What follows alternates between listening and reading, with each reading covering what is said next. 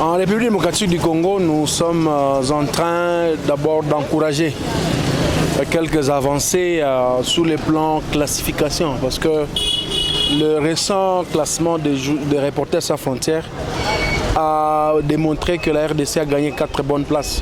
Et le classement récemment fait nous a placé à la 150e place. C'est une avancée, mais ce n'est pas l'idéal.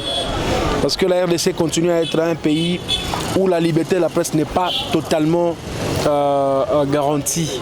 Et les journalistes ne jouissent réellement pas de leur liberté de la presse.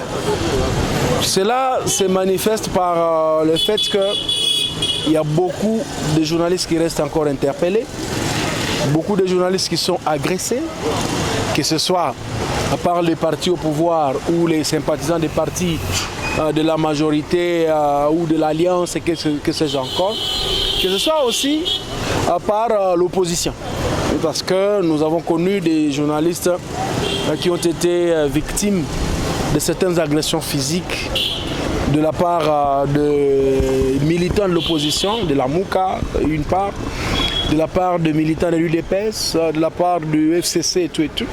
Ce sont des choses qui continuent à être manifestées au Congo.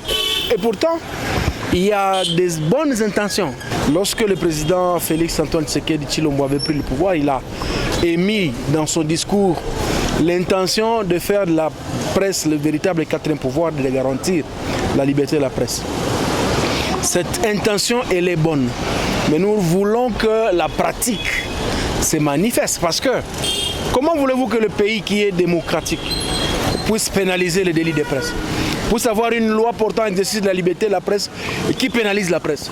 Ce sont des choses sur lesquelles nous sommes en train de vouloir voir le président de la République et tous ses accompagnateurs donner des instructions claires, des orientations claires pour que les parlements nous votent une loi capable de dépénaliser les délits de presse, qu'on révise la loi 96 qui porte exercice de la liberté de la presse, qu'on révise ou qu'on vote aussi la loi portant accès à l'information.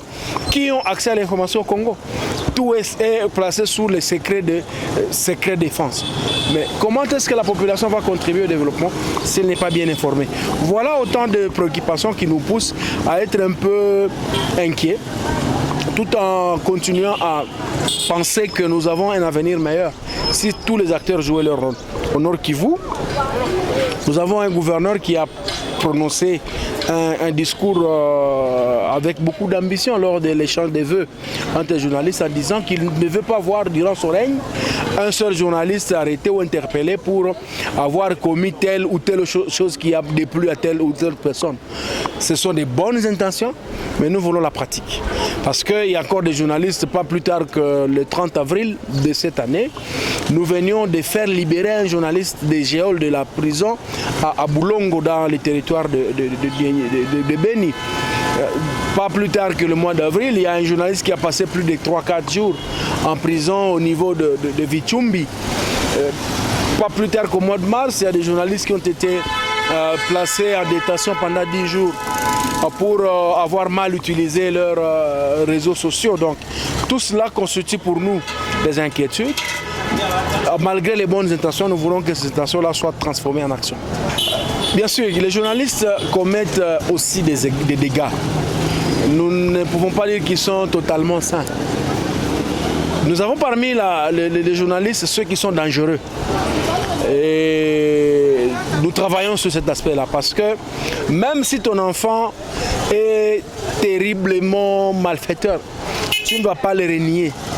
Nous prenons à la charge de les éduquer. Beaucoup, on sait comment ils sont arrivés à la presse, même nous autres. Donc on prend la charge de former, d'éduquer, pour que ces dangereux se transforment en bons journalistes. Et se transformer n'est pas une magie.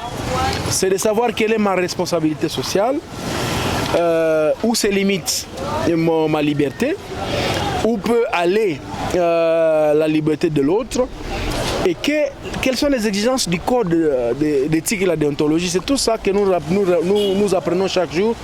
Nous rappelons chaque jour aux professionnels des médias. Mais nous savons que tous n'écoutent pas la même chose. C'est comme dans une église. On peut tous prêcher, mais il y aura deux personnes qui vont peut-être les comprendre, mais on ne va pas fermer les églises. Le message que nous lançons, c'est d'abord de savoir que nous sommes dans des contextes qui sont toujours changeants. Et les journalistes doivent recourir à ce sens profond des responsabilités sociales.